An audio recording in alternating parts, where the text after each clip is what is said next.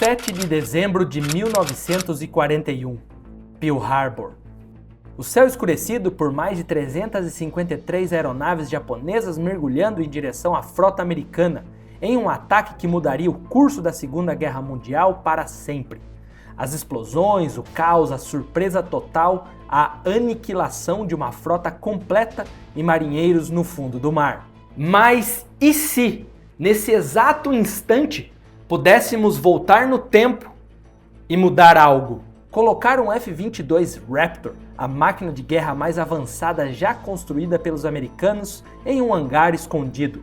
Um caça avaliado em 150 milhões de dólares, projetado para ser invisível aos radares, capaz de atingir o dobro da velocidade do som e armado com mísseis de precisão, com um canhão devastador, encarando frente a frente os lendários caças japoneses Zero, que na época custavam o equivalente a 30 mil dólares cada um.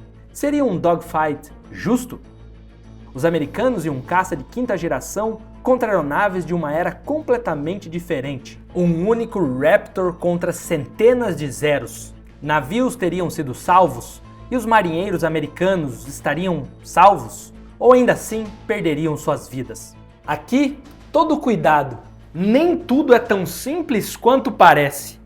Muitos elementos a serem considerados, mesmo em um cenário fictício que mistura tecnologia futurista em um dos ataques mais famosos da história. A vantagem tecnológica bastaria quando se enfrenta um inimigo numeroso, coordenado e sem qualquer ideia do que estaria enfrentando? Hoje vamos dissecar os dois lados dessa equação. De um lado, a velocidade, furtividade e poder de fogo do F-22. Do outro, a frieza, a quantidade e a coordenação de um esquadrão inteiro de lendários Zeros. Vamos questionar suas certezas, desafiar a lógica e mergulhar em um confronto que nunca aconteceu, mas que poderia mudar tudo se o futuro colidisse com o passado.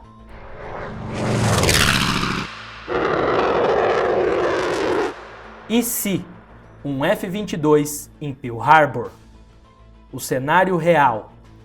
Em 1941, o mundo já estava em chamas, a Alemanha avançava pela Europa, esmagando nações e lançando a Grã-Bretanha em uma guerra de sobrevivência. A União Soviética lutava desesperadamente contra a ofensiva nazista, enquanto a China enfrentava os anos de invasão brutal pelo Japão. Os Estados Unidos, embora oficialmente neutros, apoiavam os aliados com suprimentos e armamentos através do programa Lend-Lease, mas ainda não haviam entrado totalmente no conflito. No Pacífico, as tensões com o Império Japonês aumentavam a cada mês, alimentados por embargos econômicos e pela ambição japonesa de dominar toda a região. Pearl Harbor, no Havaí, era o coração do poder naval norte-americano no Pacífico, com uma frota de encouraçados, porta-aviões e dezenas de navios de apoio, além de campos de aviação estratégicos como Rican Field e Wheeler Field. Representava uma fortaleza avançada em águas do Pacífico. Para os japoneses que buscavam garantir seu domínio no Sudeste Asiático e acesso a recursos vitais, esse poder naval era a maior ameaça aos seus planos de expansão. Na manhã de 7 de dezembro de 41, 6 porta-aviões japoneses, Akagi, Kaga, Soryu, Hiryu, Shokaku e Zuikaku, lançaram 353 aeronaves contra Pearl Harbor. Bombardeiros de mergulho, torpedeiros e cerca de 79 caças Mitsubishi A6M Zeros despejaram destruição em 2 ondas coordenadas. O Zero, rápido, ágil e com alcance surpreendente, dominou o céu naquele dia, derrubando caças americanos antes mesmo que conseguissem decolar. Hangares, pistas e torres de controle foram varridos por rajadas de canhão, enquanto a frota americana era atingida de forma implacável. O saldo foi devastador.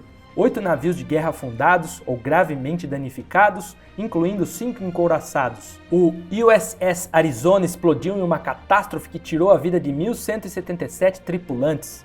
O USS Oklahoma virou após múltiplos impactos de torpedo, com 429 vidas perdidas.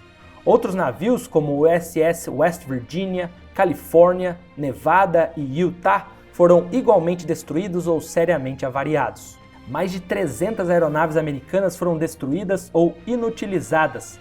2.403 vidas perdidas e mais de 1.100 feridos em poucas horas. Do lado japonês, as perdas foram mínimas, apenas 9-0 abatidos. Esse ataque mudou tudo.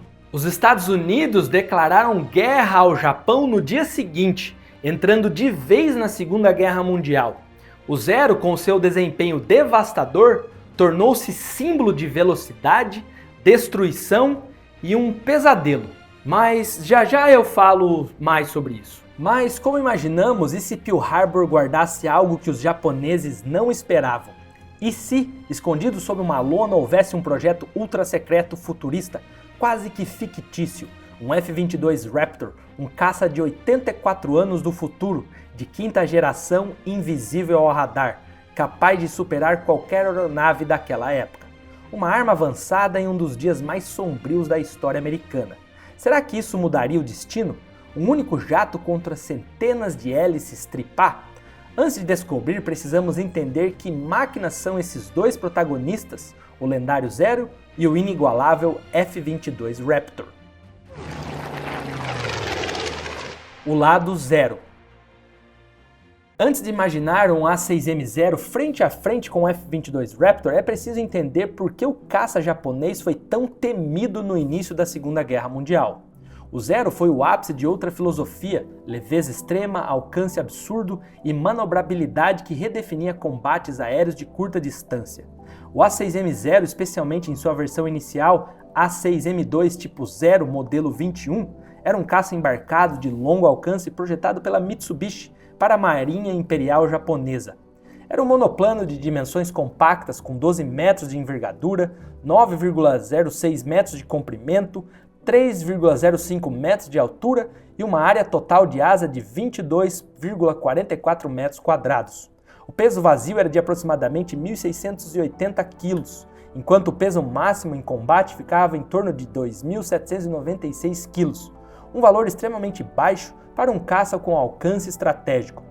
Ele surgiu de uma especificação quase impossível: voar acima de 500 km por hora, ter autonomia superior a 6 horas com tanques auxiliares, atingir 3.000 metros em menos de 10 minutos, manter agilidade superior a qualquer caça do mundo e ainda operar em porta-aviões, algo que normalmente deixava os aviões mais pesados, com asas dobráveis e trem de pouso reforçado.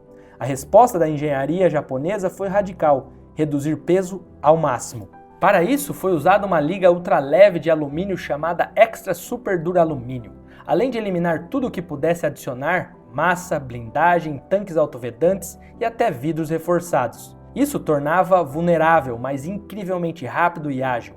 O motor Nakajima Sakai 12, um radial de 14 cilindros refrigerado a ar, capaz de gerar cerca de 940 cavalos de potência a 4.300 metros de altitude, impulsionava o Zero a uma velocidade máxima de 533 km por hora a cerca de 4.500 metros. Sua autonomia de voo era impressionante: 1.870 km com tanques internos e mais de 3.100 km com tanques auxiliares. O teto de serviço atingia 10.000 metros e a taxa de subida permitia alcançar 6.000 em cerca de 7 minutos, equivalente a uma razão de 15,7 metros por segundo. A agilidade era um de seus pontos mais notáveis, com raio de curva estimado em torno de 170 metros, quando voando a velocidades ideais próximas a 270 km por hora. Essa capacidade de realizar curvas extremamente fechadas, aliada à leveza estrutural e o desenho aerodinâmico refinado, fazia dele um adversário quase imbatível em combates aproximados contra aeronaves da mesma época, F-4F Wildcat, P-40 Warhawk e Brewster Buffalo não conseguiam acompanhar a sua manobrabilidade. Seu armamento padrão consistia em canhões tipo 99 de 20 mm instalados nas asas, cada um com 100 projéteis, além de duas metralhadoras tipo 97 de 7,7 mm sincronizados no capô, cada uma com 500 projéteis. Para missões ofensivas, podia-se transportar duas bombas de 60 kg sob as asas ou uma única bomba central de 250 kg. Todo esse poder de fogo combinado com a capacidade de percorrer grandes distâncias e atacar a partir de porta-aviões o tornava uma ameaça tanto para bombardeiros quanto para outros caças. Mas tudo tinha um preço. Um tiro certeiro no tanque de combustível geralmente transformava o Zero em uma bola de fogo. Essa ausência de proteção era deliberada, seguindo a filosofia de que a melhor defesa é o ataque perfeito. Em um hipotético encontro com o F-22 Raptor, o Zero jamais teria chance de igual para igual com esse caça americano. No entanto, vale lembrar que em 1940 nada voava como ele. Em distâncias curtas e com pilotos experientes, era praticamente intocável. O A-6M0 foi um divisor de águas, um avião feito para atingir alvos a centenas de quilômetros de distância sem apoio logístico, atacar primeiro e manobrar melhor do que qualquer outro adversário. Mas em seu tempo, o Zero foi o próprio F-22 do Pacífico, um projeto ousado que ignorava as limitações tradicionais e mudaria o equilíbrio aéreo de toda uma guerra. Porém, ele também virou um caixão vivo nos ares depois dos anos iniciais. O lado F-22 Raptor. O F-22 Raptor representa o auge da engenharia aeronáutica militar moderna, um caça furtivo de quinta geração desenvolvido pela Lockheed Martin e Boeing para garantir a supremacia aérea dos Estados Unidos por décadas. Desde seu primeiro voo em 97 e a entrada oficial em serviço em 2005, o Raptor se destacou como uma máquina que une discrição, velocidade, poder de fogo e defesas eletrônicas em um único pacote, algo nunca visto antes. Seu design angular e o uso de materiais absorventes de radar permitem que voe praticamente invisível aos sistemas de detecção inimigos, enquanto sua capacidade de supercruise, o voo supersônico sustentado sem pós-combustão, o torna capaz de cobrir grandes distâncias rapidamente sem comprometer a furtividade.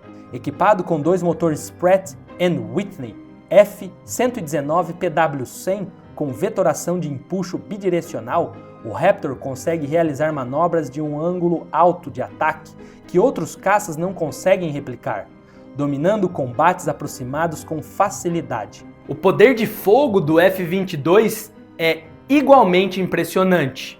Em combates aéreos, ele leva internamente 6 mísseis de médio alcance AIM-120 e 2 mísseis de curto alcance AIM-9X Sidewinder, todos alojados em compartimentos internos para manter a furtividade. Além disso, conta com um canhão rotativo M61A2 Vulcan de 20 mm com capacidade de disparo extremamente alto para situações de combate corpo a corpo. Em missões de ar-terra, pode transportar 2 bombas guiadas GBU-32 de 454 kg ou 8 bombas de pequeno diâmetro GBU-39 SDB, permitindo atacar alvos estratégicos com precisão cirúrgica, sem comprometer sua capacidade de defesa aérea. Se necessário, ainda dispõe de pontos externos para tanques de combustível adicionais, ou mais armamentos, embora o uso desses pylons externos reduza seu perfil furtivo. As defesas do F-22 estão entre as mais sofisticadas já embarcadas em uma aeronave de combate. Seu radar tem modos de baixa probabilidade de interceptação, é capaz de detectar e rastrear múltiplos alvos a grandes distâncias sem alertar sistemas dos adversários. E combinado a um avançado sistema de guerra eletrônico, o Raptor pode identificar ameaças, aplicar contramedidas eletrônicas e até enganar mísseis guiados. A fusão de sensores a bordo oferece ao piloto uma consciência situacional completa, integrando dados do radar, sistemas de alerta de mísseis, sensores infravermelhos e informações externas de outros caças ou satélites. A estrutura reforçada e a assinatura de radar extremamente reduzida completam a proteção, tornando-o difícil de atingi-lo.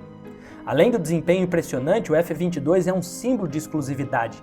Nenhum outro país pode operá-lo devido às leis americanas que proíbem sua exportação, tornando-o um ativo estratégico exclusivamente dos Estados Unidos. Com custo de produção superior a 150 milhões de dólares por unidade e um custo total de programa acima de 60 bilhões, foi uma aposta tecnológica ousada. Essa aposta, no entanto, garantiu à USAF uma aeronave capaz de superar qualquer ameaça aérea conhecida. Mesmo em combate real, apesar de ter sido projetado para enfrentar caças de última geração, estreou lançando bombas de precisão contra alvos do Estado Islâmico na Síria em 2014 e, mais recentemente, protagonizou o abate de um balão de vigilância a altas altitudes em território americano, demonstrando sua versatilidade mesmo em situações incomuns. O resultado é uma aeronave única, furtiva, extremamente rápida, altamente manobrável e equipada com um poder de fogo que garante o primeiro disparo e, quase sempre, a primeira vitória. Sua presença no campo de batalha muda a dinâmica de combate, forçando adversários a se adaptarem ou simplesmente evitarem o confronto direto. Mas a pergunta inevitável é: e se um caça desses com toda essa tecnologia estivesse presente no ataque em Pearl Harbor? De um lado, dezenas de A-6M-0s, aeronaves que dominaram os céus do Pacífico naquele momento. Do outro, um F-22 Raptor, invisível aos radares inexistentes da época, voando mais rápido do que qualquer avião japonês poderia sonhar, equipado com mísseis guiados por radar e sensores capazes de travar múltiplos alvos simultaneamente. Como teria sido esse embate? Pearl Harbor, de novo. Então, o que foi exatamente inserido em 41? O F-22 consegue voar em uma velocidade de cruzeiro a Mach 1.5 sem usar pós-combustor, ou seja, a mais de 1.770 km por hora, velocidade superior a qualquer coisa que existia em 41. Além da invisibilidade, seus mísseis AIM-120 guiados por radar, capazes de atingir alvos a mais de 80 km de distância ou quase 160 km com variantes mais recentes. Além disso, os dois Sidewinders, mísseis busca-calor de curto alcance para combates próximos, e um canhão Vulcan de 20 mm com 6 canos e 480 projéteis, capaz de disparar 100 tiros por segundo. Seu radar pode rastrear mais de 20 alvos de uma vez e abrir fogo antes que o inimigo sequer saiba que ele está lá. Ele sobe mais rápido, faz curvas mais fechadas e voa mais alto do que qualquer aeronave daquela época. Mas ele não é invencível. E aqui começa outros aspectos a serem levados em conta. Ele não teria equipe de solo, sem peças de reposição, sem combustível moderno. O Raptor, na verdade, teria uma chance única. E depois disso, acabou. Em 1941, ninguém seria capaz de consertá-lo, reabastecê-lo ou até mesmo entendê-lo. Lógica.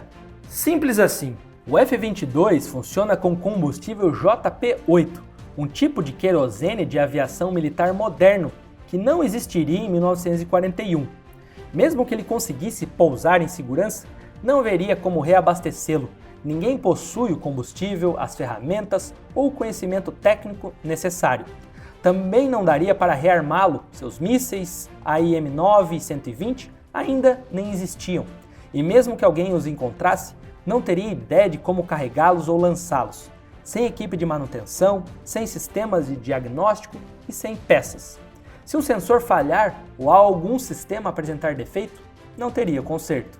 E sem as ferramentas adequadas ou sistemas de computador, até mesmo um problema simples poderia acabar com a missão. Agora, o Japão lançou um ataque surpresa, com as suas aeronaves divididas em duas ondas de ataque. A formação consistia principalmente de caças A-6M0, bombardeiros torpedeiros Nakajima B-5N e bombardeiros de mergulho Aichi D-3A. Os bombardeiros eram mais lentos que os 350 km dos Zeros e mal alcançavam 370. Esses aviões não tinham computadores, nem radares, nem armamentos guiados. Tudo era feito manualmente, da mira à navegação. Se quisessem atirar em algo, primeiro precisavam enxergar o alvo e chegar perto. A estratégia deles se baseava em formações cerradas e em sobrecarregar o inimigo com velocidade e coordenação, não com tecnologia.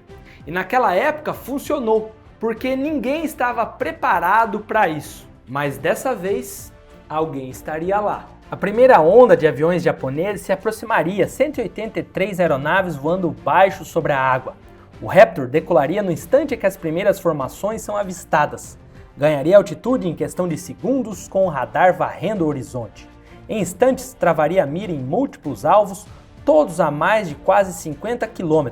E os japoneses não o veem, nem sequer sabem que ele está lá. Então, mísseis cortariam o ar. Num segundo, a formação inimiga está fechada. No seguinte, vários aviões explodem e desaparecem no meio do voo, sem aviso, sem fogo de resposta. Instalaria-se, talvez, o pânico. Os bombardeiros romperiam a formação. Os caças se dispersam em todas as direções, tentando encontrar a ameaça. Ninguém sabe de onde veio o ataque. O Raptor manobra e atacaria novamente. Quando os pilotos japoneses finalmente percebem que algo estaria errado, uma dúzia de aviões já teria sido abatida. Eles nunca viriam nada parecido, e ainda o mais assustador, nem saber o que atingiu. A segunda onda, já também a caminho, outros 170 aviões seguidos pela mesma rota em direção a Pearl Harbor, mas, dessa vez, o elemento surpresa se foi. As sirenes tocariam, os soldados correriam para guarnecer os canhões antiaéreos, e lá em cima, um único jato estaria mudando a batalha inteira. Ainda assim, há mais de 300 aviões inimigos no ar, e nenhuma tecnologia conseguiria estar em todos os lugares ao mesmo tempo. Apenas um jato que a cada segundo que ele passa perseguindo caças nas alturas, mais bombardeiros se esgueirariam em baixas altitudes. O F-22 dominaria o céu, mas até isso teria um certo limite de tempo. Em combates intensos, ele queimaria combustível depressa. Depois de 30 a 40 minutos de combate aéreo, ou ele pousa ou ele iria cair. Enquanto isso, o lado japonês conta com a logística plenamente funcional. Seus aviões decolam de porta-aviões nas proximidades, carregados de combustível e bombas, com equipes de convés treinados. Eles podem reabastecer, rearmar e lançar dezenas de aviões a cada algumas horas. Em 1941, eles ensaiaram esse ataque nos mínimos detalhes, cronometrado ao segundo. Então, fica a pergunta, ele poderia realmente deter o ataque?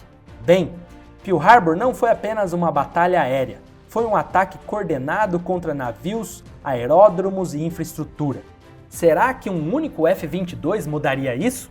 Sim, mas não completamente. Se a cada míssil atingisse o alvo e o canhão fosse usado com perfeição, ele poderia derrubar no máximo 16 aeronaves inimigas. Isso equivale a uns 8 aviões abatidos pelos mísseis e mais alguns pelo canhão Vulcan, dependendo de quantos disparos fossem necessários para derrubar cada um. Realisticamente, daria para abater entre 8 a 12 aviões, o suficiente para atrapalhar uma das ondas, mas não para deter uma armada inteira.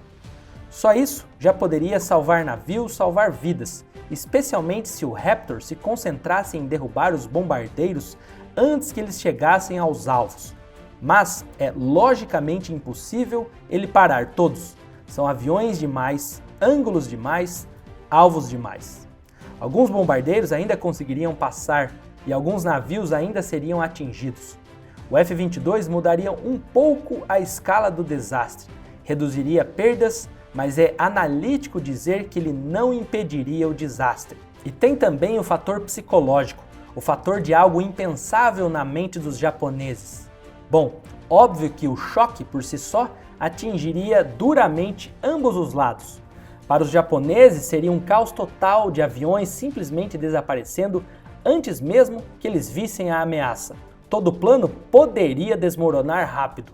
E para as tropas americanas em terra, eles olhariam para cima e veriam algo que não conseguem explicar, um jato que ninguém jamais viu antes, derrubando inimigos com facilidade. Eles não saberiam exatamente o que é, apenas que estaria do lado deles. Isso não impediria Pearl Harbor, mas abalaria os atacantes, elevaria a moral e talvez daria a eles uma chance em 1 milhão de transformar o pânico em uma chance de lutar.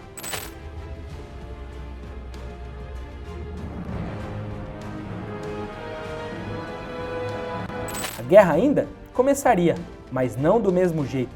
Poderia se desenrolar de forma diferente, mas tudo ainda seria um grande se.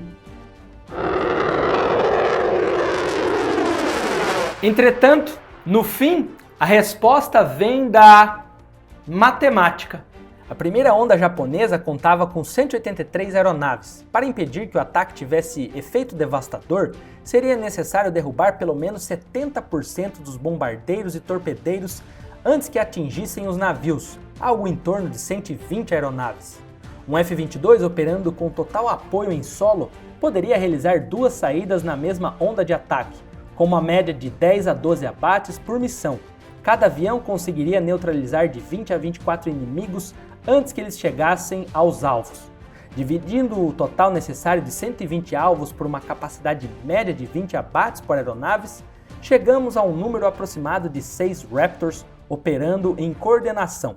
Com essa força, a primeira onda teria seu potencial ofensivo quebrado logo no início, e a segunda onda chegaria em um cenário completamente diferente. Defesa preparada, Raptors rearmados e a moral do inimigo em queda. Com 8 Raptors, o ataque a Pearl Harbor provavelmente seria contido, e com 12 disponíveis, a primeira onda poderia ser quase completamente eliminada antes mesmo de lançar torpedos ou bombas. Isso não mudaria apenas o resultado daquela manhã de 7 de dezembro, mas possivelmente o rumo inicial de toda a Guerra do Pacífico. E isso só mostra quanto a tecnologia e supremacia aérea dos Estados Unidos possuem hoje, inclusive com um avião que não só voa invisível ao radar, mas redefine o conceito de poder estratégico, o B-2 Spirit, o bombardeiro fantasma de 2 bilhões de dólares. Se liga nesse vídeo que já começou, onde eu explico tudo sobre ele. Te vejo já!